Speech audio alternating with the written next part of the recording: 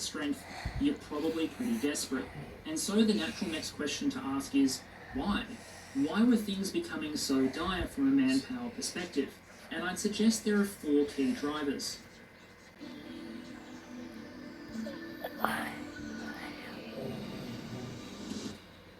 So let's talk about what they did. Cause 1 is perhaps the most obvious, casualties and attrition. Now, in his speech, Sergei Shoigu admitted to 5,937 Russian KIA in Ukraine since the February 24 invasion began.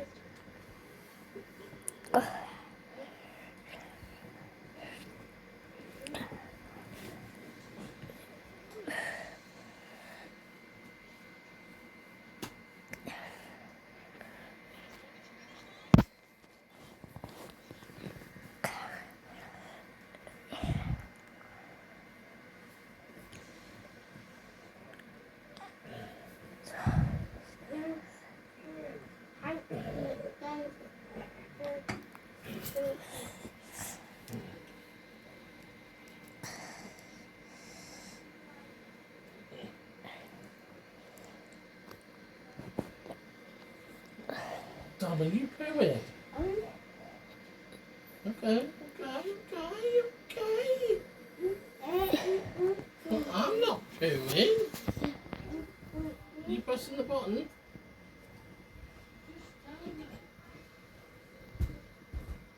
I'm doing Dom. If you let me go.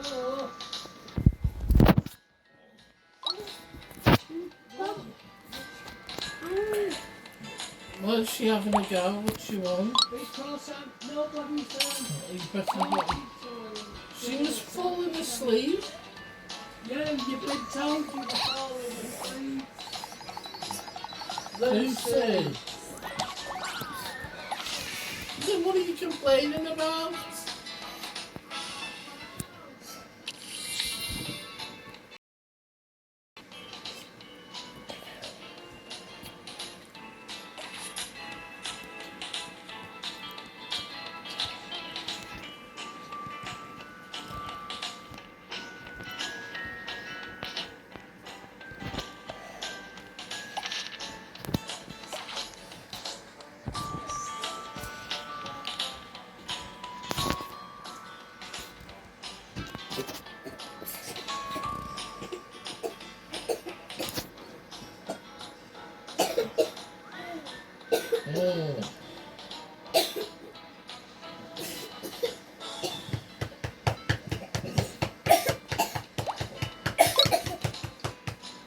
That go down the wrong way.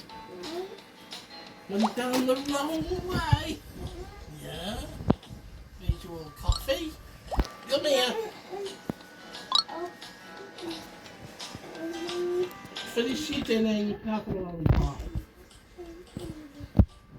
Now, I do find that figure interesting because the BBC, for example, has found more than 6,000 obituaries for Russian servicemen killed in Ukraine since February 24th, which means either Sergei Shoigu is lying or some Russian mothers are faking the deaths of their sons in Ukraine. In any case, Western Russian numbers are far higher. The US estimate in early August was 70 to 80,000 Russian and Russian allied casualties. Ukraine claims 57,000 in KIA since February 24th. Most identified Russian BTGs and formations are well below their established strength. The DPR and LPR forces are described by their own pro-Russian commentators and commanders as essentially depleted. Around Bakhmut and Pisky, where the fighting was heaviest in favour of the Russians, there was a visible reliance on groups like Wagner to make up infantry numbers. And in terms of the offensive in Kharkiv, you have to imagine if the force wasn't largely bled out, you wouldn't have a situation where large segments of fronts were held by little more than a couple of DPR, LPR mobilised personnel, hardened by a number of Rosbadia units. Given the fighting has only been ongoing for 7 months, these are serious casualty numbers. And then there's the issue of troops resigning or finishing their contracts rather than leaving to be killed or wounded. Because Russia regards this as a special military operation, not a war, it's only been able to rely on the professional element of its military to do most of the fighting, the contract soldiers, the contractors. Now in some ways that's a good concept, because few in society are going to object to you sending volunteers as opposed to you sending conscripts. However, However, given you're not at war, it also has a number of drawbacks. For one thing, there are circumstances in which countries can simply refuse to deploy to Ukraine. This has become a serious problem. You see situations where Russian units are putting photographs of servicemen who refuse to deploy above urinals and exploiting as much social pressure as they can. At the end of the day, it's hard to force a contract soldier to go to war in Ukraine when there's they can also resign, break their contracts, because again, they're not at war. And even if they can't resign or break their contracts, eventually those contracts run out. Most Russian contract service personnel sign a 3-year contract. The war has now been going for 7 months, which means you assume an even distribution. And yes, I know that many will sign longer contracts if they're professional officers, for example. You'd see about 40% of contracts expiring during this. This is a contracts have been involuntarily extended for a month or so on a local basis. But those situations do generate complaints through the Russian legal system. They're notable, even if in the end the Russian system can choose to ignore them. You can try and patch the system by extending contracts here and there, but you also have to imagine you can't avoid this problem forever. And at the same time, how many people are really signing up for regular contract service in the Russian army at the moment? Meanwhile, if you look at the volunteer, in inverted commas, units, both those that are raised by the regional governments, so the volunteer tank battalions, the units that went to 3rd Army Corps, they were offered extremely high salaries in order to sign 6-month contracts. Signing bonus, they would get a mustering out bonus, and a large monthly pay while they were there, and after 6 months they would be done. The prisoners that were going into Wagner Group, they were offered 6 months of service, and after that they would be free. And so, if this war continued to drag on, more contract soldiers' contracts would elapse, and all those volunteers who'd been raised for 6 months would suddenly be free to go.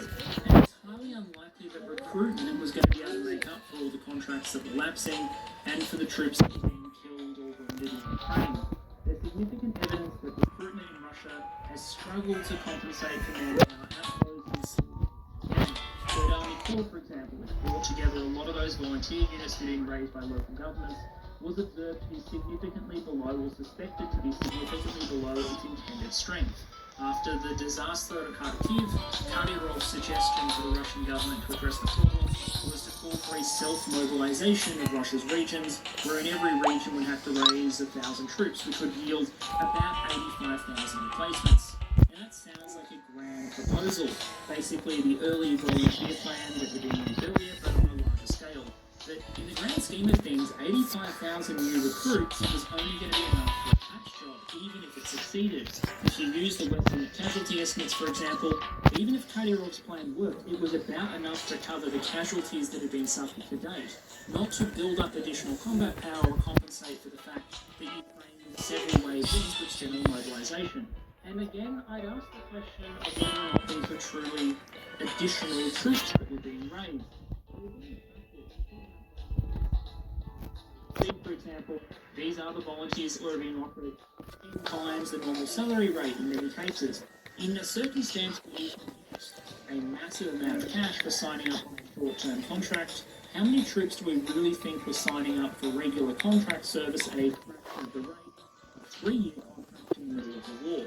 My suggestion would be that if Russian efforts to raise troops with these very heavy incentives were falling well short of their recruitment goals, then the regular contract which Russia relies on to sustain the strength of its contract force was probably also in deep deficits. Of course, we don't have firm stats from the Russians on that point. My point is simply, if someone offers you a job for 160,000 rubles a month, are you really most of the time going to say no, turn around and take exactly the same job from someone else for 30 or 40,000 rubles a month? Now, there are circumstances where you might, but in most cases, no, you're going to go for the money. And the fourth problem was simply that Russia couldn't legally deploy a lot of the manpower that it technically had available. This is really two separate problems. The first is that conscripts, because this wasn't wartime, couldn't be used in operations outside of Russia. Through and the subsequent legislation gets voted on whenever it gets voted on, the occupied regions of Ukraine are not seen, even in Russia, as part of Russia.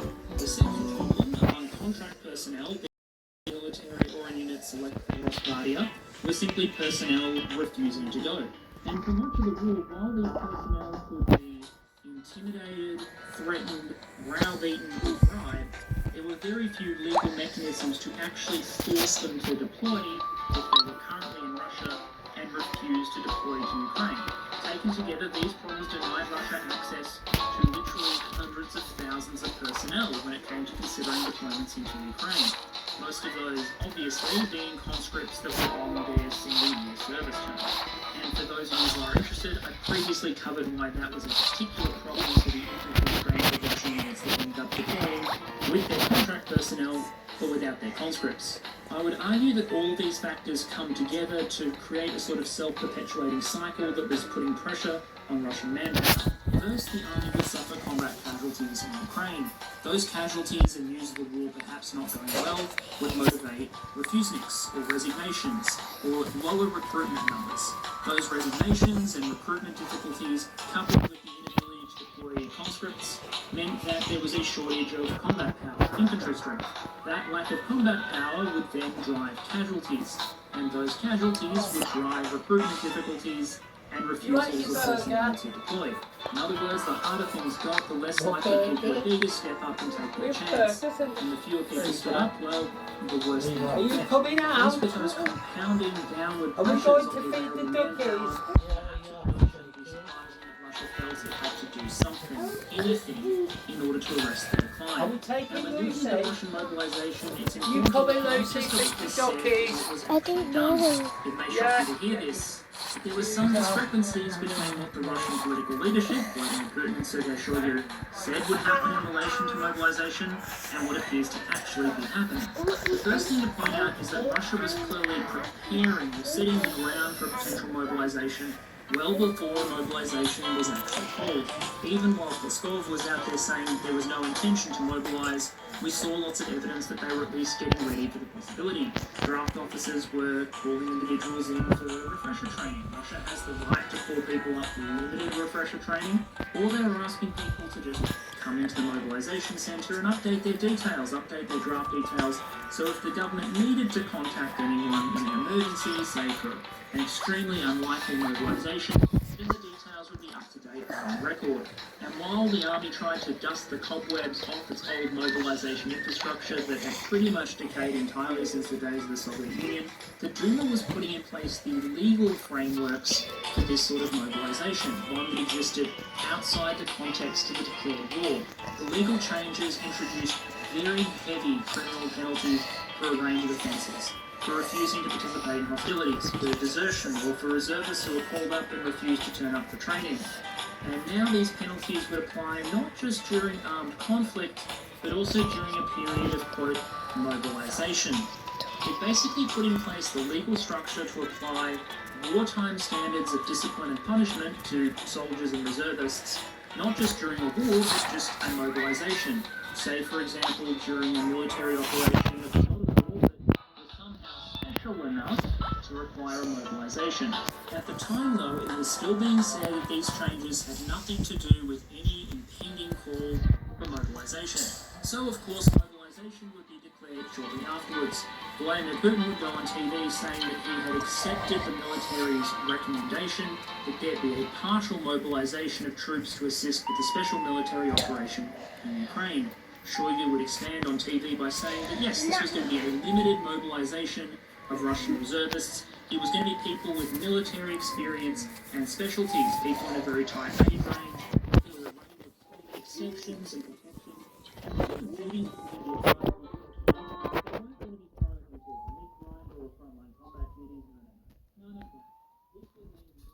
a focused call-up of reservists with specialist military skills and qualifications, and that everyone would be properly trained before they deployed. In other words, this wasn't that serious a development, and that there was no need to panic over the potential for being called up. And unfortunately, I think it was these two speeches that served as the basis for a lot of the media coverage we got in the 48 hours or so following Vladimir Putin's announcement. The idea that Russia was conducting a limited call-up of 300,000 specially trained reservists who would be deployed to Ukraine. Of course, all lawyers know that you don't listen to the politician's speech, you read the text of the law they pass. And Vladimir Putin's mobilization decree, the actual text, it's relatively short, I'll throw it up on screen, basically bore very little resemblance to the speeches that we were given. For one thing, the word limited never appeared in the document. There were no restrictions on what combat duties any people mobilised fulfilled. Exceptions were basically in the document limited to those who worked in the defence industry, who were completely medically unfit to serve, who were far too old, or had received a prison sentence, which I find ironic given Wagner's practice of recruiting from prisons. And even more worryingly for many Russians, the decree actually contained a classified section, Section 7. Originally, when asked about this, Peskov refused to comment, didn't want to talk about it. Eventually, he would say that Section 7 contained classified instructions on how many people would be called up. Now, of course, Russians immediately started asking the question, well, if the number of people to be called up is 300,000, as Sergei Shoigu has just said on TV, then why classify the section? So immediately, of course, Russian opposition figures start suggesting that secretly the real number is higher as a million. Gonna eat ya?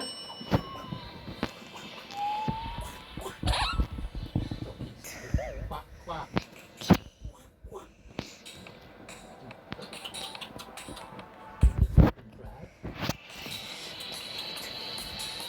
Cookies. You're gonna play in the park. On the swing. On the slide. The climbing train. The rocking horse. Yeah. Random's gonna play with that. Lucy, dinner. Going cold. Right,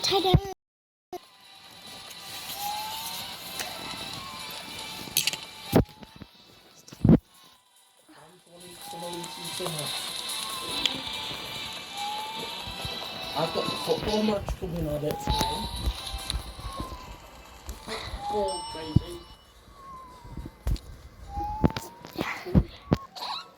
Do you want to go buy a Halloween costume tomorrow, Dad? What are you wearing for Halloween, Dad?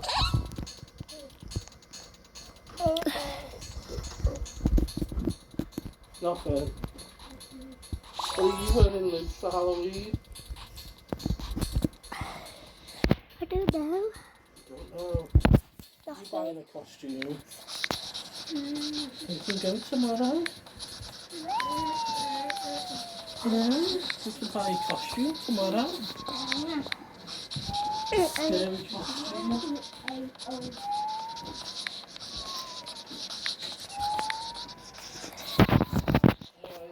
Put your shorts on. Or your pants. Yeah, I'll put these big shorts on. Yeah.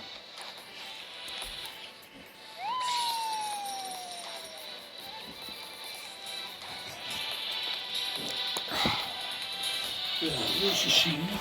Let's get the bread. After it's cookies, get out the bed.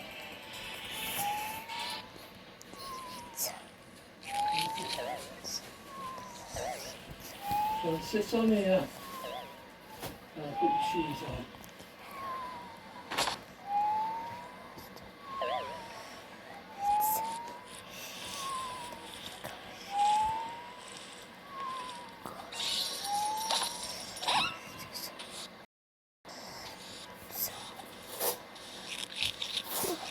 Did you come with a coat on?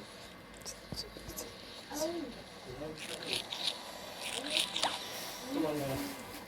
Let's get going now.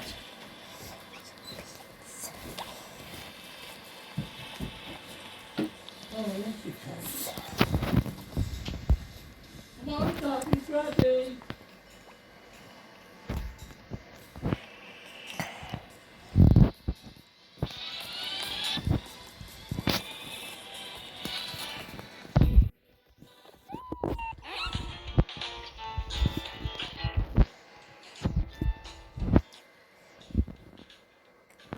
There he goes. Tom's ready now.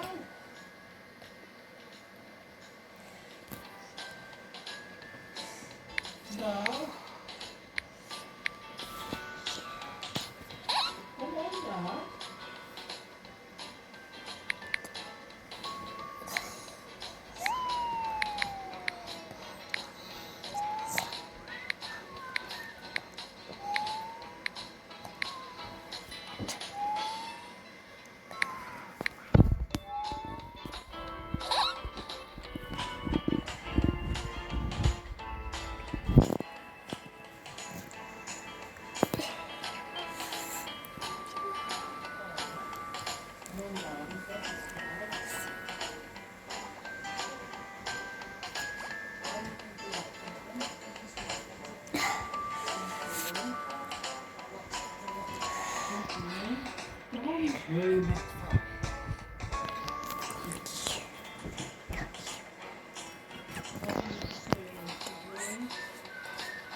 like a pony race this week.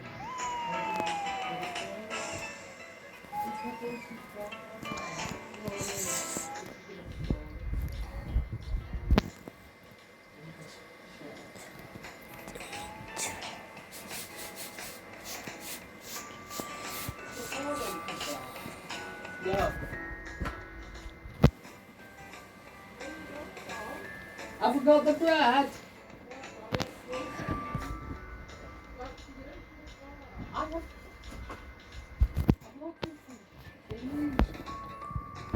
Yeah.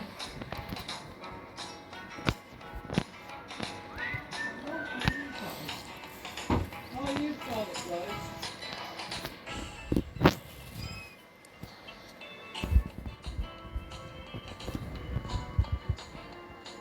No.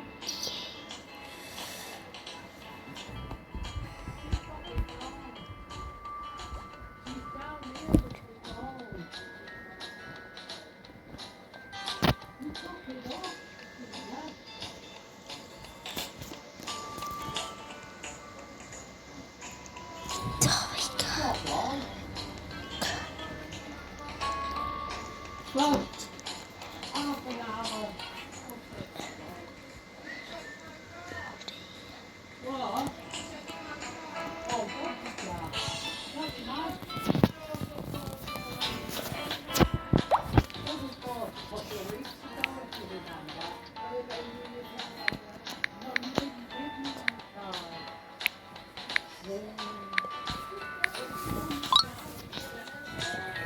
Only to get money. Only to get money out for Gary.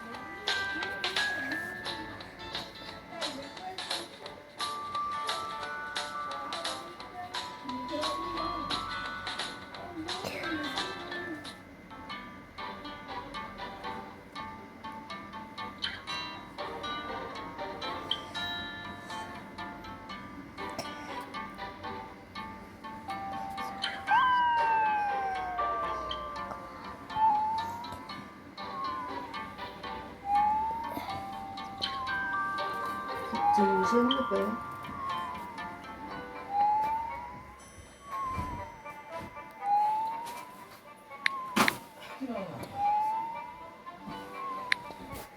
You just would not move out the way. There you go, Rose. That's all. Is there any of these in the fridge?